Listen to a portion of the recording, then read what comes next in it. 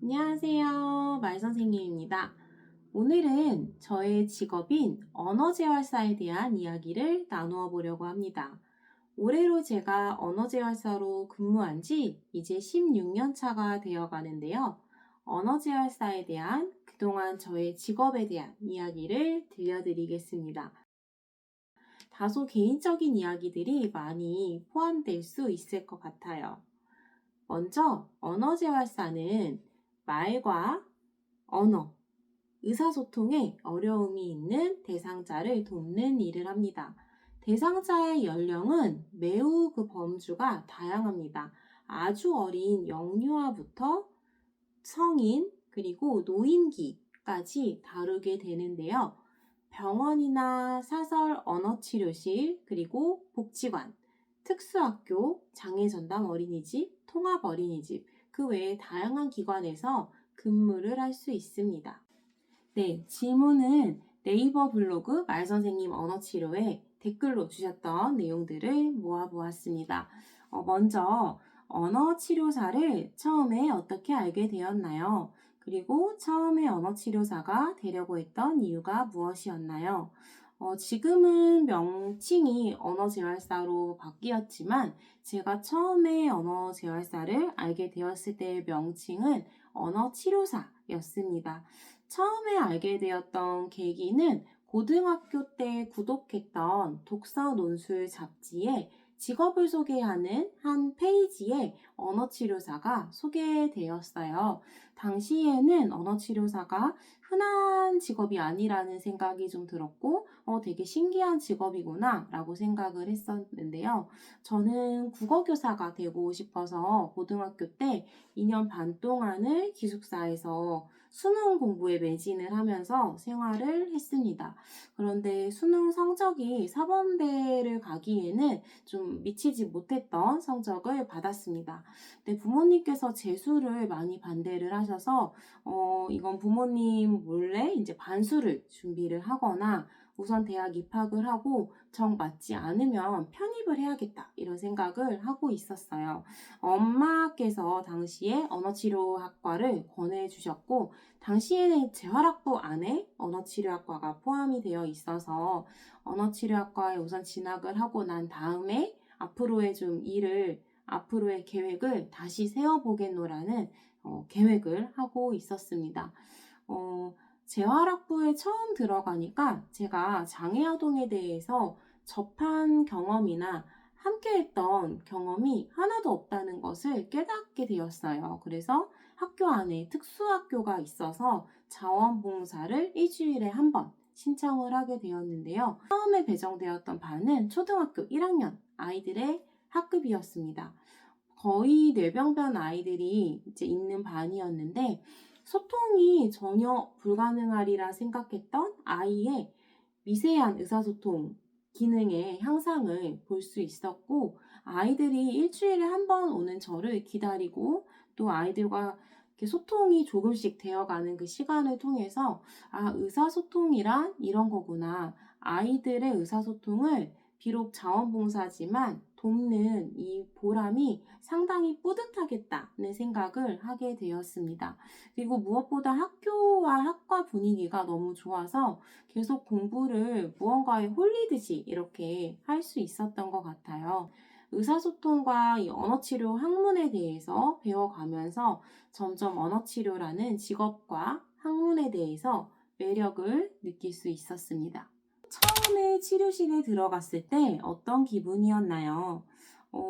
저는 실습이나 아니면 학부 공부 자체를 되게 성실하게 해왔다고 생각을 했기 때문에 처음에 치료실에 들어갔을 때 물론 어렵겠지만 그래도 어느 정도는 좀 잘 할 수 있을 것 같다는 자신감이 아주 조금은 있었던 것으로 기억이 나는데요.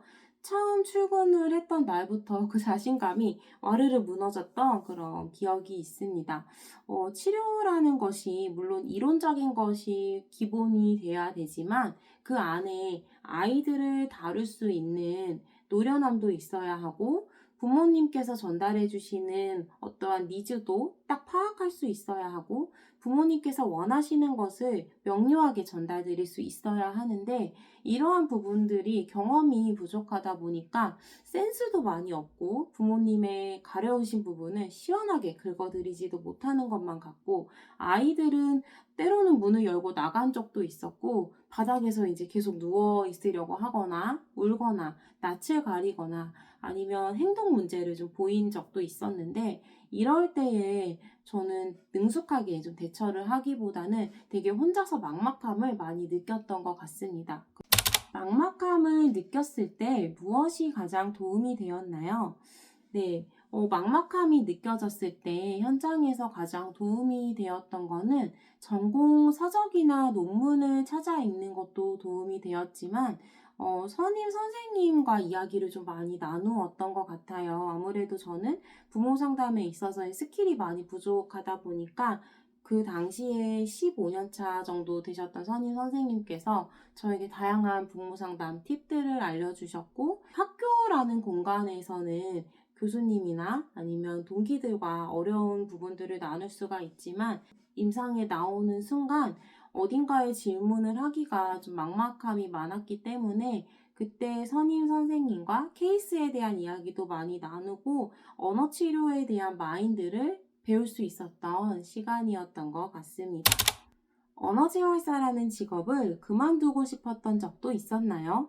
네, 아무래도 언어재활사는 다양한 장애 아동과 또 연령이 워낙 다양한 아이들과 대상군을 다루다 보니까 에너지가 방전될 때가 순간순간 찾아오는 것 같습니다. 그럴 때에 내가 평생 이렇게 에너지를 끌어올릴 수 있을까? 이러한 염려가 들어서 그때는 좀 일에 대한 평생 지속할 수 있을지에 대한 염려가 좀 많이 찾아왔었던 것 같고 프리랜서 생활을 계속 했었는데 이제 이럴 때에 아무래도 수입에 있어서의 안정성이 많이 부족하다 보니까 이러할 때도 이 직업을 평생 지속할 수 있을지 이러한 고민이 좀 들었었던 것 같습니다.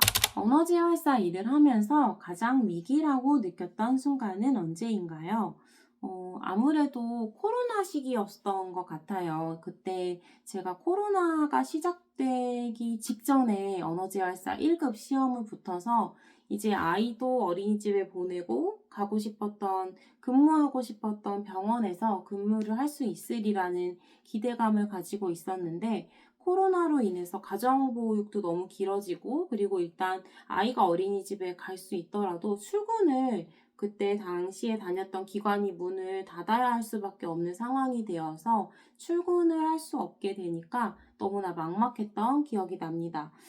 하지만 이때 위기이자 좀 기회가 되었던 부분도 있었는데요. 그러면서 제가 온라인으로 말선생님 언어치료 브랜딩을 조금 더 시간적으로 투자를 할 수 있었고 교재교구 제작에 더욱더 노력을 기울일 수 있었던 계기가 되었습니다.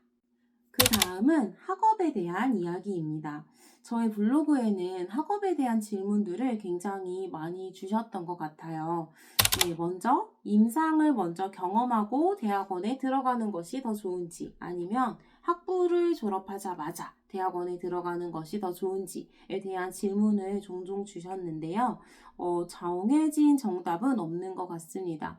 모든 선택에 있어서는 다 장단점이 존재하는 것 같아요. 저의 경우에는 임상을 2년 경험하고 대학원에 들어갔었는데 좋았던 점은 학부 때는 무작정 이론적으로만 외웠던 장애군의 특성이나 아니면 중재 방법들이 이제 임상을 경험하면서 실제적으로 연결이 되니까 훨씬 더 그러한 것들이 적용이 되기가 좀 쉬웠고 내가 임상에서 치료를 하면서 어떤 대상과 내가 수업을 할 때 훨씬 더 재미가 있는지 내가 어떤 대상에 대해서 더 연구하고 싶어 하는지 그러한 부분들이 현장에서 보여지고 직접 느껴지다 보니까 공부하는 깊이를 더욱더 알 수 있었던 것 같아요. 만약에 학부를 졸업하자마자 대학원에 진학을 했다면 학업에 대한 연결이 지속되기 때문에 공부의 흐름이 끊기지 않는 부분이 가장 큰 장점이 되었으리라는 생각이 듭니다. 대학원에 다시 들어간 이유는 무엇인가요? 네, 저는 언어병리학과 석사를 졸업하고 몇 년 뒤에 특수교육학과 학습장애교육 전공으로 석박사 통합과정으로 진학을 하였는데요. 제가 언어치료 현장에서 학령기 아이들의 중재에 관심이 굉장히 많았는데 스스로 생각해 보았을 때 무언가 좀 부족함이 느껴졌습니다. 그리고 당시에 책 출간과 교재교구 출간을 꾸준히 해오고 있었는데 무언가 스스로를 생각했을 때 좀 안고 없는 찐빵이 되어간다는 생각이 좀 들었어요. 그리고 어딘가 좀 두려웠던 것 같아요. 내가 계속 무언가 출간만 한다면 이 또한 너무나 감사한 일이지만 담아내고 난 다음에 방출을 해야 그게 좀 더 단단해질 수 있는데 내가 무언가 단단하지 않은 상황에서 계속 출간을 하는 그 과정에서 부족함이 느껴졌던 것 같습니다. 당시에 강의 자리나 부모 교육 자리에 갔을 때에도 스스로 좀 채워지지 않았다는 생각이 계속 들면서 대학원에서 다시 공부를 한다면 이러한 부분들이 좀 메꾸어지지 않을까라는 기대감에 대학원을 다시 선택했습니다. 대학원에서 가장 좋은 점과 힘든 점을 말씀드리자면 가장 좋은 점은 알고 싶었던 부분에 대해서 정말 체계적이고 구체적으로 이론적 기반과 함께 중재 방법을 배워갈 수 있다는 점이에요. 그리고 언어치료학과랑은 조금 다른 부분도 있어서 여러 선생님들과 학교 교육 현장이나 특수교육 현장에 대한 이야기를 조금 더 생생하게 들을 수 있고 또 특수교육이 워낙에 또 다양한 영역들이 있다 보니까 장애인 평생교육이나 중도중복장애나 지적장애나 자폐성장애나 이러한 부분에 대한 지식을 함께 어우르면서 배울 수 있는 점이 너무나 좋다는 생각이 들었습니다.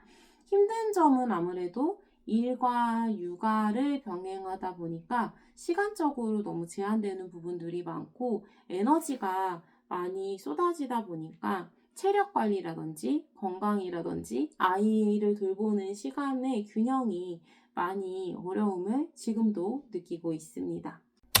교재교구를 출간하게 된 계기는 무엇인가요? 네, 제가 대학원에 재학 중에 실습을 했을 때 어휘중재를 진행하고 있었는데요. 마인드맵을 통한 어휘중재를 진행하고 있었습니다. 근데 그 자료들을 실습이 끝난 다음에 이렇게 다시 정리를 하면서 언젠가는 교재로 출간된다면 정말 소원이 없겠다 이런 생각을 하고 있었는데 당시에 1인 출판사를 운영하시는 대표님께서 교재교구를 만들어 드립니다. 이벤트를 진행하신다는 공지를 보고 지원을 하게 되었고 너무나 감사하게도 또 교재로 출간을 하게 되어서 그 뒤로 교재교구 출간이 쭉 이어질 수 있었던 것 같아요. 책을 쓰게 된 계기는 2022년도 봄 무렵에 그때 당시에도 코로나가 아직 좀 진행되고 있는 시기여서 좀 수업이 많이 없던 시기였는데요. 언젠가는 책을 꼭 쓰고 싶다는 생각을 하고 있었는데 여러 출판사에 원고를 보냈습니다. 그런데 감사하게도 한 곳에서 연락을 주셨고 이를 계기로 이제 책을 출간하는 작업을 계속 진행하면서 책을 출간하게 되었습니다. 책을 출간해서 가장 좋은 점은 아무래도 많은 분들이 말씀하시는 것처럼 두꺼운 명함이 되어준다는 점이 아닐까 생각됩니다. 아무래도 저자에 대한 신뢰도가 이 두꺼운 책을 통해서 이제 전달이 되기 때문에 부모 교육을 할 때나 아니면 외부에서 누군가를 업무적으로 만나게 될 때 책을 출간했다는 점이 조금 더 신뢰도를 높이거나 아니면 전문성, 브랜딩 그 자체가 되지 않을까 이러한 생각이 좀 들었습니다. 오늘은 저의 개인적인 경험을 통해서 언어재활사 그리고 대학원 그리고 교재교구 책 출간에 대한 이야기를 나누었는데요.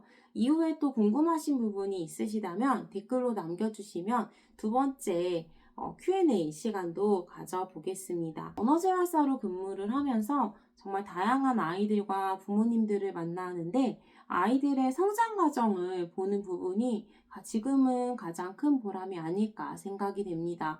5살 꼬마였던 친구가 이제 19살, 20살이 되는 모습을 보기도 하고 성인기가 되어서 면접을 준비하는 모습을 보기도 하는데 그만큼 이런 어떠한 신뢰관계가 쌓이고 어떠한 한 대상 아이의 성장 과정을 쭉 볼 수 있다는 점, 그리고 어떠한 한 대상 아이의 성장의 동반자가 될 수 있다는 점이 가장 보람된 부분이 아닐까 생각이 됩니다. 혹시 더 궁금하신 부분이 있으시다면 언제든지 댓글로 이야기 남겨주세요. 감사합니다.